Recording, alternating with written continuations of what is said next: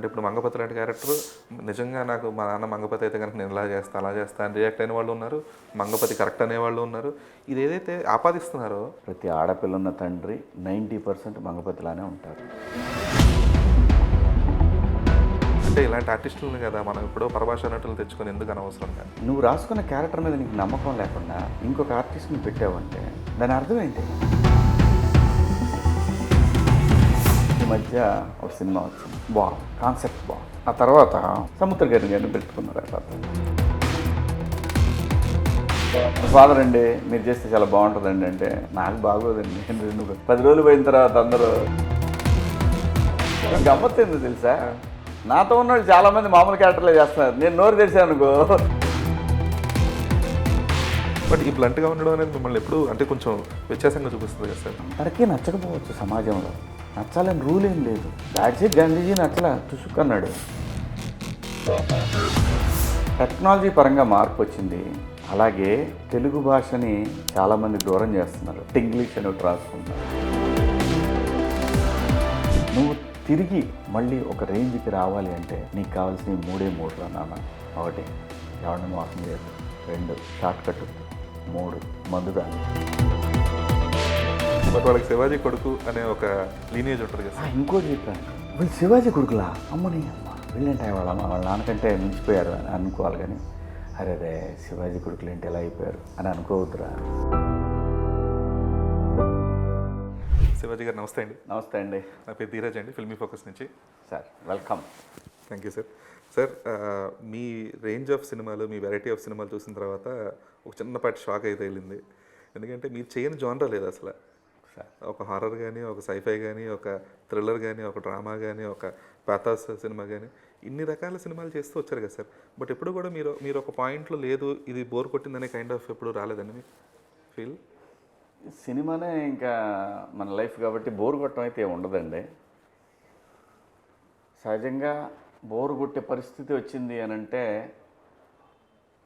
మనల్ని ఆడియన్స్ అంత ఇష్టపడలేదనే ఫీలింగ్ వస్తుంది డెఫినెట్గా. ఇది వాస్తవం. ఇది నాకైతే ఎప్పుడు కూడా ఈ పాత్ర ఇంతకుముందు చేసినట్టుంది అలా కాదు. ఏంటంటే ఒకవేళ సిచ్యువేషన్స్ అలా కనపడ్డా ఎమోషన్స్, పర్ఫార్మెన్స్లు ఖచ్చితంగా తేడాగానే ఉంటాయండి. సేమ్ సిమిలర్గా అయితే ఉండవు.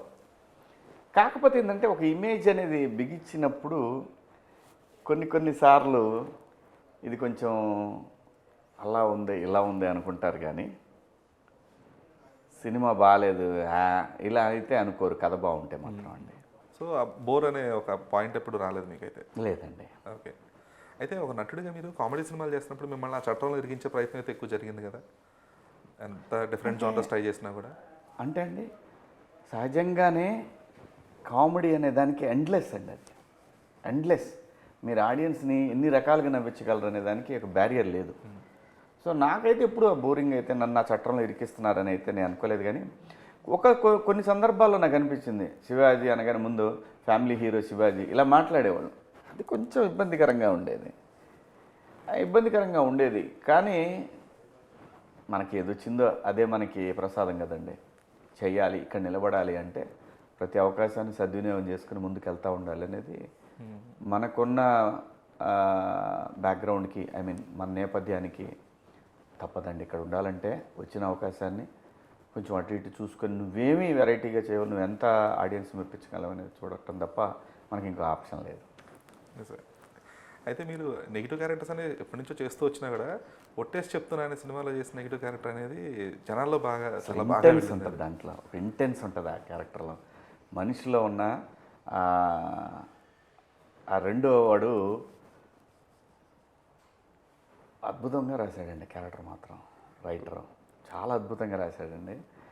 దాని తర్వాత నా పక్కనున్న రాజీవ్ కనకాల కూడా సేమ్ భలే రియాక్షన్స్ బాగా కుదిరింది మా ఇద్దరు మధ్య. బస్ సీక్వెన్స్లో భలే సీక్వెన్స్లో అయితే అసలు నెక్స్ట్ లెవెల్ అనమాట. అదే ఏదైనా కానీ టైం రావాలంటారు కదా, ఆ టైం వచ్చినప్పుడు అంటే అది ఉండటం వల్ల కూడా వర్కౌట్ అయింది కదా.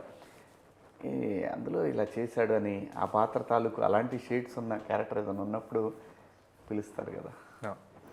సరే అయితే మీరు ఈ కోర్టు సినిమా రిలీజ్ అయిన తర్వాత కొన్ని ఇంటర్వ్యూలో ఒక నటుడికి ఎప్పుడు కూడా సంతృప్తి అనేది ఉండదు. ఏదో ఒకటి జగత్ బాబు గారిలాగో లేదా ఇంకోలాగా అలాంటి క్యారెక్టర్ చేయాలని ఉంటుంది తప్ప ఒక సంతృప్తి అనేది ఎప్పటికీ రాదని చెప్పి అన్నారు.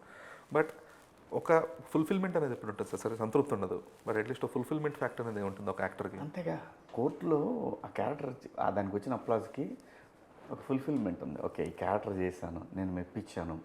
ఈ విషయం వీళ్ళకి ఇంతవరకు తెలియదు ఎందుకు అనే బాధ ఉండేది చూసారా. ఓకే తెలిసింది కదా, అమ్మయ్య ఓకే. ఇంకా శివాజీ విలన్గా కూడా చేయగలడు అనే ఒక సిగ్నల్ అయితే వెళ్ళింది కదా మార్కెట్లోకి. సో అప్పుడు ఆ ఫుల్ఫిల్మెంట్ ఉంటుంది. ఓకే నేను చేయగలను అనేది గుర్తించారు వీళ్ళందరూ. సో మీ దృష్టిలో ఫుల్ఫిల్మెంట్ అంటే జనాలు గుర్తించడం. అంతేనండి. ఓకే. అంతేగాని నటుడికి వాడికి దాహం దగ్గర పోయేవరికి మంచంలో ఉన్నా కూడా ఇలా ఏదన్నా ఒక క్యారెక్టర్ చేస్తే బాగుండి, మంచంలో ఉన్నప్పుడు పాత్ర ఏదన్నా ఇలాంటివన్నీ వస్తుంటాయి ఆర్టిస్టులకి. Okay fine sir. ఎందుకంటే మిమ్మల్ని అన్ని రకాల పాత్రలు చూసిన తర్వాత ఇప్పుడు మళ్ళీ కొత్తగా అంటే 2.0 అంటే మీరు ఒప్పుకోరు, బట్ స్టిల్ ఆ శివాజీ 2.0 అనేది అయితే చూస్తున్నామో చాలా ఎక్సైటింగ్ అనిపించింది. అంటే ఇలాంటి ఆర్టిస్టులని కదా మనం ఎప్పుడో పరభాషా నటులు తెచ్చుకొని ఎందుకు అనవసరంగా మన సొంత భాషలో ఉన్న నటులతో అద్భుతమైన పాత్రలు చేయించుకోవచ్చు కదా. ఇక్కడ డామినేట్ నాకు మొదటి నుంచి ఇది నాకు పర్సనల్గా నాకు తెలుసండి. సినిమా అనేది ఒక గ్రూప్ ఆఫ్ ఒక టీము ఒక కథని అనుకున్న తర్వాత ఇందులో డైరెక్టర్ బలంగా అనుకుంటే దాన్ని ఎవరు మార్చలేరు. కానీ డైరెక్టర్ ఎవరు బాగుంటారని చెప్పినప్పుడు చాలా ఇన్ఫ్లుయెన్స్లు దాని మీద ఇదవుతాయి. ఇది అయిన తర్వాత ఇది సినిమా మనకి తమిళ్లో కూడా ఏదైనా వర్కౌట్ అవ్వాలంటేనే వస్తుంది ముందు మార్కెట్ ఇంకోటో. కానీ అది నిజం కాదు. ఎందుకు కొంటారు వాళ్ళు? ఇప్పుడు ఒక క్యారెక్టర్ ఆర్టిస్ట్ని తీసుకొచ్చి పెడితే కొంటారా? నువ్వు రాసుకున్న క్యారెక్టర్ మీద నీకు నమ్మకం లేకుండా ఇంకొక ఆర్టిస్ట్ని పెట్టావంటే అది ఇప్పుడు దాని అర్థం ఏంటి? భాష తెలీదు. ఇప్పుడు మనం సపోజ్ బిగ్ బాసే చూస్తుంటాం, వాళ్ళు మాట్లాడే పాపం వాళ్ళ ఇంటెన్షన్ మంచిదే, మాట్లాడేది బూతుగా వినపడుద్ది, అర్థం కాక ఎక్స్ప్రెషన్ కూడా అలాగే తగలడుద్ది. నేనంటే వాళ్ళు గొప్ప ఆర్టిస్టులు, వాళ్ళని నేను తక్కువ అంచనా వేయట్లా. ఎవ్వరు ఇక్కడ ప్రూవ్ అయిన తర్వాత ప్రతి వాడు గొప్ప ఆర్టిస్టేనండి. ఎవ్వడు వాడేం ఆర్టిస్ట్ ఈడేం ఆర్టిస్ట్ అనుకోవడానికి మనకు అసలు రైటే లేదు. నేను అంటుంది అలా కాదు. ఇక్కడ ఇది కథ మన దగ్గర తయారయ్యి దాని తర్వాత కొన్ని క్యారెక్టర్స్ చేయాలి, వీళ్ళు బాగుంటారు అని అనుకున్నప్పుడు చేంజెస్ ఉంటాయి చూసారా, దానికి దెబ్బపడుద్ది మనలాంటి వాళ్ళకి. ఎందుకో తెలియదు అసలు. మనం ఎవరో తెలియకుండా కూడా కొన్ని ఒపీనియన్స్ ఏర్పడిపోతుంటాయి, ఎవడెవడో మాట్లాడేసుకుంటుంటారు. అది ఆ ప్లేస్కి వచ్చేలాగా రిఫ్లెక్ట్ అవుతాయి. దానివల్ల ఆ క్యారెక్టర్ మనకు దూరం అవడానికి ఛాన్స్ ఉంటుంది. మెజారిటీ చాలా పర్సెంటేజ్ చాలాసార్లు తగిలింది నాకు. లేదు ఒక్కోసారి హీరోకే నచ్చం మనం. నాకు కూడా నచ్చిన వాళ్ళు ఉంటారు. అది ఎవరు మనం మానవాతీతులు ఏం కాదు.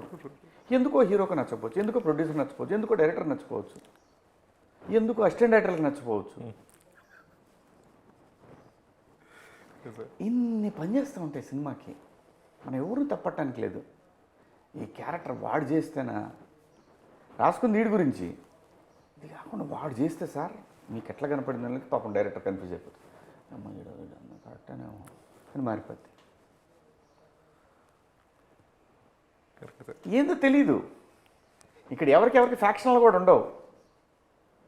అంటే ఆ క్యారెక్టర్ వాడికి రాసిపెట్టి ఉంది, వాడికి వెళ్తుంది అంతే. అలా అని మనం సాటిస్ఫై అవటం అంతే, ఇంకా మంచి మార్గం లేదు. ఎందుకు అందరిని శత్రువులు ఎందుకు చేసుకోవాలా?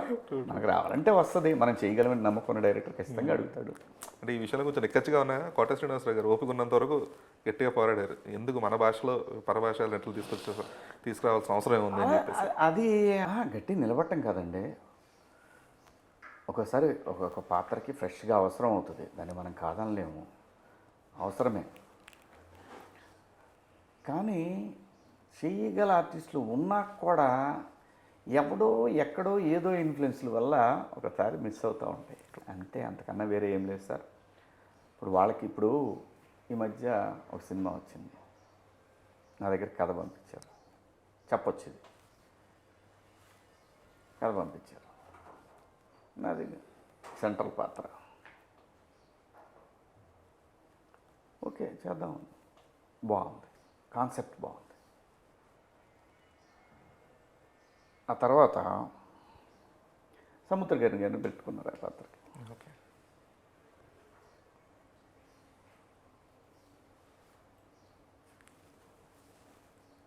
అలా చాలా జరుగుతూ ఉంటాయి. చెప్పండి.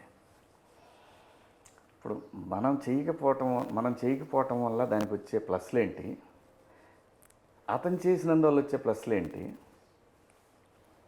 మనం చేయటం వల్ల వచ్చే మైనస్లు ఏంటి.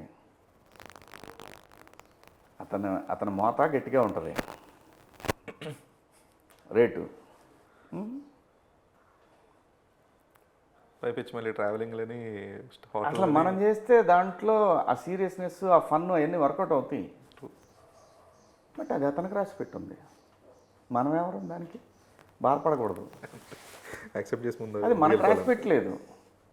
ఆయన మంచి ఆర్టిస్ట్, అందులో అనుమానం లేదు. మనం చెప్పేది ఏంటి, ప్రూవ్డ్ ఆర్టిస్ట్ ఆయన. సో ఇలాంటివి జరుగుతుంటాయి, దానికి బాధపడితే ఎలాగా. పెద్ద పెద్ద సినిమాలే పోయినాయి నాకు హీరోగా, బ్లాక్ బస్టర్లు అయినాయి తర్వాత. సో దానికి మనకి ఎంత రాసిందో అంతే వస్తుంది సోదరా. సరే, అయితే ఇప్పుడు అంటే మీరు చాలా ఒక వేరియస్ రేంజ్ ఆఫ్ ఒక డైరెక్టర్స్తో వర్క్ చేస్తున్నారు 1980s నుంచి ఇప్పటిదాకా చూసుకుంటే. సో సోదరా 1996లో వచ్చేస్తుంది, 80s నుంచి కాదు సోదరా. 80s డైరెక్టర్స్ అంటున్నాను సార్. అంటే 80sలో పనిచేసిన డైరెక్టర్స్తో కూడా మీరు వర్క్ మరి చేస్తారు. పెద్దవాడు ఫాదర్ క్యారెక్టర్ తీసుకుని వస్తున్నాను, నేను చేయను కదా, వేరే విషయం. అంటే అంత రేంజ్ ఆఫ్ డైరెక్టర్స్తో వర్క్ ఇంకా చేస్తున్నారు. గమ్మత్తు ఏందో తెలుసా, నాతో ఉన్న వాళ్ళు చాలామంది మామూలు క్యారెక్టర్లే చేస్తున్నారు. నేను నోరు తెరిచాను అనుకో, వాళ్ళందరూ కూడా మామూలు. సో అది వాళ్ళ అదృష్టం, ఇది నా అదృష్టం. సో కాబట్టి ఇది పెద్ద మ్యాటర్ ఏం కాదు. ఓకే, ఎందుకు సార్ డెడ్ ఇష్టం మీరు ఫాదర్ క్యారెక్టర్ ప్లే చేయడానికి? నో ఆ పాత్రలో దమ్ము ఉండాలా. ఓకే, అదొక ర్యాండమ్ ఫాదర్ క్యారెక్టర్. అంతేగాని ఫాదర్ అండి మీరు చేస్తే చాలా బాగుంటుందండి అంటే నాకు బాగోదండి. 10 రోజులు పోయిన తర్వాత అందరూ నేను ఫేడ్ అవుట్ అవుతాను. సార్ అదే, అంటే ఇలాగ ఒక వేరియస్ డైరెక్టర్స్తో చేసుకుంటూ వచ్చారు కదా సార్. అంటే అప్పుడు ఉన్న మీ ఫిల్మ్ మేకింగ్ స్టైల్కి ఇప్పుడు మేకింగ్ స్టైల్కి చాలా డిఫరెన్స్ వచ్చాయి. సో ఒక నటుడిగా, ఒక వ్యక్తిగా మీరు ఎంతవరకు అడాప్ట్ అవ్వగలిగారు ఈ కొత్త చేంజెస్కి? కానీ సార్ నటుడికి పెద్దగా మార్పులు ఏం జరగవండి,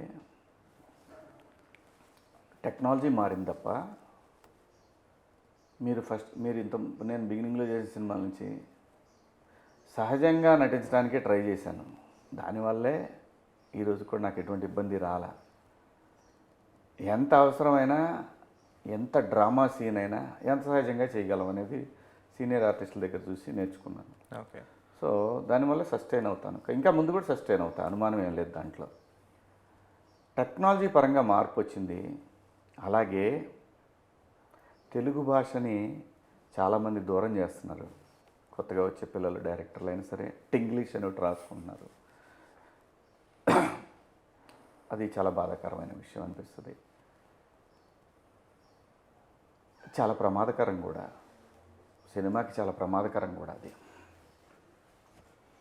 అలాగే వాళ్ళు ఎలా రాసుకున్నారని మనకు అనవసరం, మనకు చెప్పే డైలాగు మనం ఎంత బాగా చెప్పగలం అనేది ఒకటే చూసుకోవాలి. ఇంకా అంతమించి పెద్ద మార్పులు ఏం చూడలేదు. ఓకే, కాకపోతే ఒక పాత్రను అంతకుముందు ఆడియన్స్ చూసి వదిలేసేవారు. ఓకే, ఫలానా ఇప్పుడు మీరు ఒట్టేసి చెప్తున్నాలో ప్లే చేసిన క్యారెక్టర్ అయినా సరే, వేరే వేరే సినిమాలు ఏదైనా సరే, ఎంత నెగిటివ్, ఎంత ఇంపాక్ట్ఫుల్ క్యారెక్టర్స్ ఉన్నా కూడా అది మ్యాక్సిమం ఆ సినిమా ఇండస్ట్రీలో లేదా ఆ సినిమా వరకే ఉండేది. బట్ ఇప్పుడు ఒక క్యారెక్టర్ని ఓన్ చేసుకుని దాన్ని సొసైటీకి రుద్దుతున్నారు కదా. అంటే ఇప్పుడు మంగపతి లాంటి క్యారెక్టర్ నిజంగా నాకు మా నాన్న మంగపతి అయితే కనుక నేను ఇలా చేస్తా అలా చేస్తా అని రియాక్ట్ అయిన వాళ్ళు ఉన్నారు, మంగపతి కరెక్ట్ అనేవాళ్ళు ఉన్నారు. ఇది ఏదైతే ఆపాదిస్తున్నారో అంటే ప్రస్తుత సిచ్యువేషన్స్కి ఆపాదిస్తూ, లేదు ఇలాంటి వ్యక్తి మంచిది కాదు సొసైటీకి, సమాజానికి ఇలాంటి ఉండకూడదు అనే కైండ్ ఆఫ్ ఒక ఆడియన్స్లోంచి వస్తున్న ఒక హేట్రేట్ని కానీ అన్నీ ఒక నటుడిగా ఎంతవరకు తీసుకోగలుగుతున్నారు సార్? అది నేను అసలు తీసుకునేవి పట్టించుకోరా అసలు? నేను అసలు ఏమీ తీసుకోను. ఎందుకంటే మనం తీసుకున్నా తీసుకుపోయినా మంగపతి ప్రతి తరంలో ఉంటాడు. ప్రతి ఆడపిల్ల ఉన్న తండ్రి 90% మంగపతిలానే ఉంటారు. ప్రతి అన్న మంగపతిలానే ఉంటాడు. ప్రతి మేనమామ అలాగే ఉంటాడు. ప్రతి బాబాయ్ అలాగే ఉంటాడు. ఎవడైనా మంగపతులండి. అలా ఆడపిల్లని అలా గాలి కుదిలేరు ఎవరు. ఊరికే మనము అభ్యుదయవాదులు అని ప్రూవ్ చేసుకోవడానికి కొంతమంది, నిజంగానే అభ్యుదయ భావాలు ఉన్నాళ్ళు కొంతమంది ఉంటారు. నిజాయితీగా అభ్యుదయవాదులు చాలామంది ఉన్నారు. సో ఇది పర్సంటేజ్ చాలా లెస్ పర్సంటేజ్. సో దాన్ని ఏం మార్చలేం, ఎప్పటికీ మార్చలేం. ఎందుకంటే మన సంస్కృతిలోనే ఆడపిల్లకి మన కుటుంబాల్లో ఒక భాగం ఉంది, వాళ్ళకు ఒక గౌరవం ఉంది, వాళ్ళ పట్ల ఒక భయం ఉంది, వాళ్ళ పట్ల ఒక కుటుంబం ఉంది, కుటుంబానికి సంబంధించిన వెనకాల తరాలు ఉన్నాయి. ఇవి అప్పటికి పోవు. పలానా వాళ్ళ అమ్మాయి అనే మాట్లాడతారు. సో దాన్ని ఎప్పటికీ వదిలేసుకోలేరు. ఈ ఈ మన కల్చర్లో, మన సమాజంలో, భారతీయ సమాజంలో ఇది ఎప్పటికీ ఉంటుంది. ప్రపంచం తల్లకిందులైన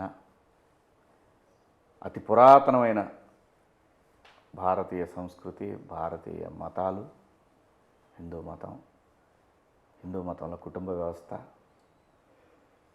హైందవ మతం అనుకోండి, ఇక హైందవ సనాతన ధర్మం, ఇవన్నీ అనాదిగా భారతీయ ధర్మాలన్నీ ఏమైనా సరే ఆడపిల్లకు ఒక గౌరవాన్ని ఇచ్చినాయి, ఆడపిల్లకి ఒక ప్రత్యేకమైన స్థానాన్ని ఇచ్చినాయి. వాటిని మార్చుకోలేవు. ఎన్ని తరాలైనా ఈ భూమి ఉన్నంతకాలం ఈ భరత ఖండంలో, భారతదేశంలో ఆ వ్యవస్థను మార్చలేము. మారదు. అదంతే. సార్ మీ ఆలోచన తీవ్రత కొంచెం గట్టిగా ఉన్నట్టుంది కదా. కొన్ని విషయాల పట్ల నిర్దిష్టమైన అభిప్రాయం ఉంటుంది తప్పని నేను అనుకోను. అది నిజం కదా. మంగపతి అనేవాడు అంటే మంగపతి గురించి కాదు టాపిక్ తీసుకున్నా కూడా నాకు నిర్దిష్టమైన అభిప్రాయం ఉంటే ఉందని చేత, లేదంటే మనకు తెలీదు, మనకి ఎందుకు గురువు అని అనమాట. మంగపతి అనే క్యారెక్టర్ చాలామందికి హీరో, కొంతమందికి విలన్. అది ఆ పాత్ర తీరదు. ఎవరు ఎలా తీసుకుంటే అలా, అంతే.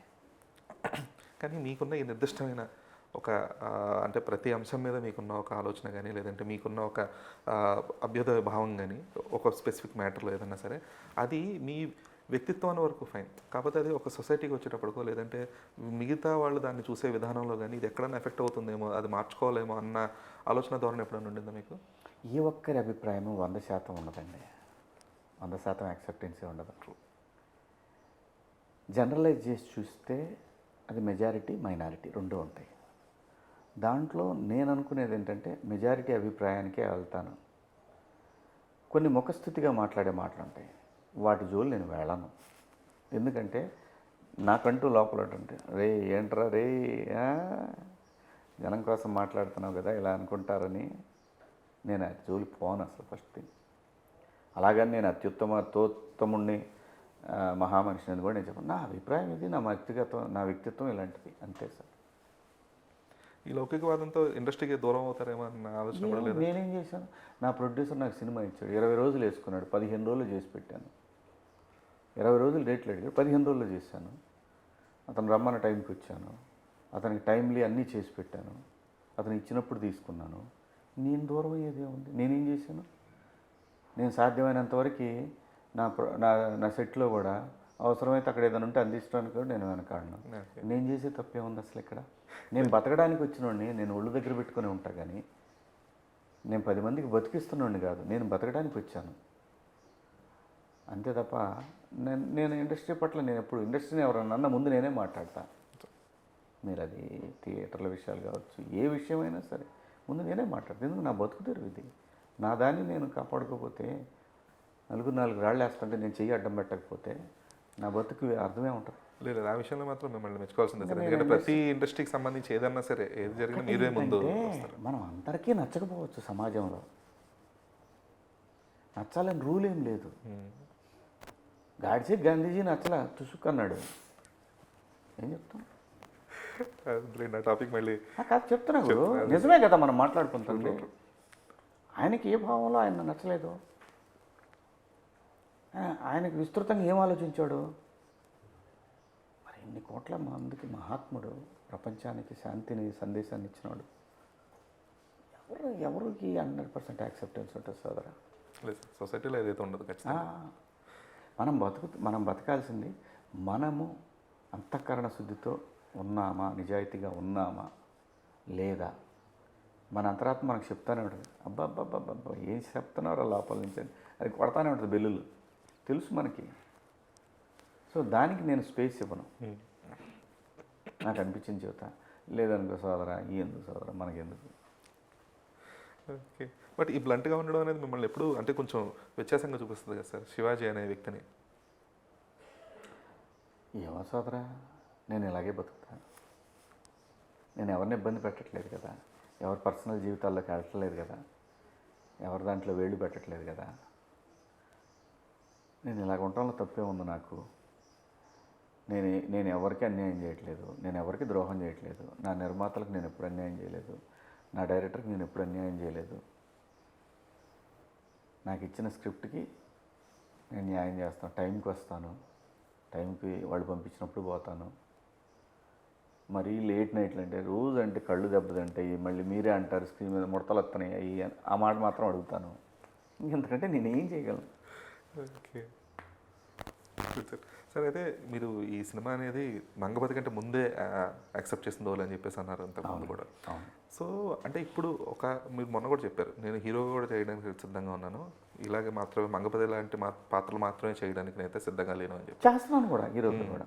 సో అంటే ఇప్పుడు అంటే ఇంతకుముందు మీరు ఫేస్ చేసిన టెంప్లేటింగ్ వేరు, అంటే టైప్ కాస్టింగ్ కైండ్ ఆఫ్ వేరు. బట్ ఇప్పుడు ప్రజెంట్ సొసైటీలో ఇప్పుడు ఇలాంటి ఆర్టిస్టుల కంటే ఖచ్చితంగా ఒక విలన్ రోలో లేదంటే ఒక నెగిటివ్ రోల్ అనగానే ఫస్ట్ శివాజీ అనే ఆప్షన్ రాసేసుకునే ప్రజెంట్ సిచ్యువేషన్లో ఉన్నారు. సో దీన్ని అవాయిడ్ చేయడానికి అంటే మీరు బలంగా నో చెప్పగలరు, వద్దు నేను చేయను అని చెప్పగలరు. బట్ మీరు మొన్న అన్నారు కదా, నాకు డబ్బులు ఇంపార్టెంట్, నా డబ్బులే ఇంపార్టెంట్ ప్రస్తుతానికైతే అని చెప్పేసి అన్న కూడా ఒక మాట అన్నారు కదా. సో ఈ డబ్బు అట్ ద సేమ్ టైం మీ నేను ఇలా తగ్గకూడదు లేదంటే నేను ఇలాంటి పాత్రలు చేయకూడదు అనుకునే మీకంటూ ఒక ఔన్నత్యం, ఈ రెండు మధ్యలో బ్యాలెన్స్ ఎలా అవుతుంది సార్ మీకు? అలా డబ్బే ఇంపార్టెంట్ అనుకుంటే నేను ఆ 70-80 సినిమాలు చేసేవాడిని. నేను అలా ఎప్పుడు అనుకోలేదు సోదరా. డబ్బులు లేకుండా నేను 13 సంవత్సరాలు ఇండస్ట్రీ డబ్బులు లేకుండా సర్వైవ్ అయ్యానే, ఇంక ఇప్పటి నుంచి సర్వైవ్ అవ్వలేనా నేను? దానికోసం విపరీతంగా వచ్చిందల్లా ఒప్పుకోవాలా? నేను ఒప్పుకోను అలాగా. నాకంటూ ప్రజలు గౌరవించారు నన్ను, ఆ గౌరవాన్ని నేను నిలబెట్టుకోకపోతే తొందరలోనే ఫేడ్ అవుట్ అవుతాను అనే ఆలోచన అయితే ఉంది నాకు, అంతే తప్ప డబ్బు కోసం కదా. నేను తిరిగి సినిమాలకు రావడానికి కోసం నా కుటుంబాన్ని బాధ్యత తీసుకోవాలి కదా అని నేను మాట అన్నాను. దానికి డబ్బులు అవసరం కదా, ఏ బాధ్యతకైనా డబ్బే అవసరం. సో దానికోసం నేను మళ్ళీ వెనక్కి వచ్చి పనిచేస్తున్నాను పిల్లల కోసం అని చెప్పాను నేను. సో మంచి సినిమాలు అయితేనే చేస్తా సోదరా, మంచి పాత్రలు అయితేనే. ఏది పడితే అది వచ్చి చేయమంటే నేను చెయ్యను, ఖచ్చితంగా చేయలేను. ఎందుకంటే నాకు ఇంకా నా వయసు రోజు రోజు పెరిగేదే తప్ప తగ్గేది కాదు, అంతే కదా. సో అటువంటప్పుడు కొంచెం జాగ్రత్తగా చేసామనుకో ఇంకొంచెం రోజులు ఎక్కువ ఉండొచ్చు, ఇక్కడ ఎక్కువ రోజులు పని దొరికిద్దని ఆశ, అంతే తప్ప ఈ ఏళ్ళకి వచ్చింది లేదు చేసుకుంటా పోదామంటే కొన్ని రోజుల తర్వాత నాకు ఖచ్చితంగా పట్టుకెళ్ళాల్సి ఉంటుంది. True sir.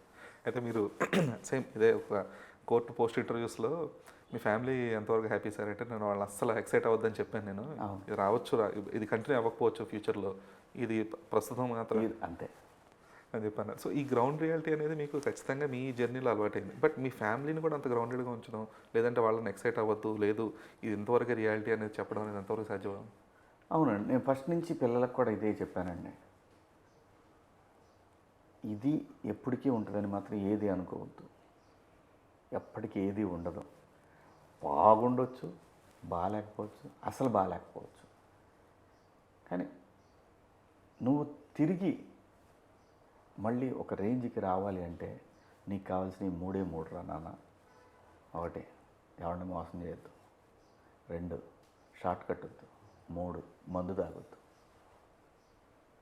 ఈ 3 హ్యాబిట్స్ లేకపోతే ఖచ్చితంగా నువ్వు మళ్ళీ నిన్ను వదిలిపెట్టదు నేచర్, నేను ఖచ్చితంగా తీసుకెళ్ళి కూర్చోబెడుతుంది నువ్వు కావాలనుకున్న ప్లేస్లో.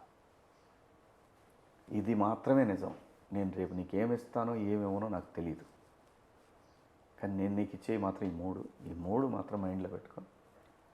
ఒకవేళ నువ్వు తాగుతున్నావు అని నాకు తెలిస్తే ఆ రోజు ఒకవేళ గుండె ఆగినా ఆగుద్దేమో తెలియదు. నాకు అంత నమ్మకం నువ్వు తాగవు అని. నా పిల్లలిద్దరికి ఇదే చెప్పాను, నేను తాగను, నో షార్ట్ కట్ వద్దు, అస్సలు వద్దు. ఇంకో డబ్బులు లాగేసుకుని వాడిని మోసం చేసి మనం వద్దు. నువ్వు కష్టపడు, టెక్నాలజీ నేర్చుకో, నువ్వు చదువుకున్న దాంట్లో. మరి వాళ్ళు ఎందుకు సార్ సినిమా ఇండస్ట్రీ వైపు? నేనేమన్నాండి తీసుకురావడానికి, అంటే వాళ్ళకు కూడా ఆసక్తి లేదు అసలు? తెలీదు మనకి, ఇప్పటికైతే బయటపడ్డా. మా చిన్నోడు వస్తాడేమో తెలియదు నాకు. వస్తే ఉన్నది ఒకటే మార్గం, నువ్వు కష్టపడాలి, నీ అంతటి నువ్వు ఇడు బాగున్నాడు రా, ఇడు సినిమాకి పనికి వస్తాడని వాళ్ళు అనుకోవాలి, నీకు ఆ సినిమా యోగం ఉండాలి. అప్పుడు నువ్వు సప్త సముద్రాల్లో ఉన్నా సరే నీ లక్కుని బయటకు వస్తుంది సినిమా. ఇదే సినిమా.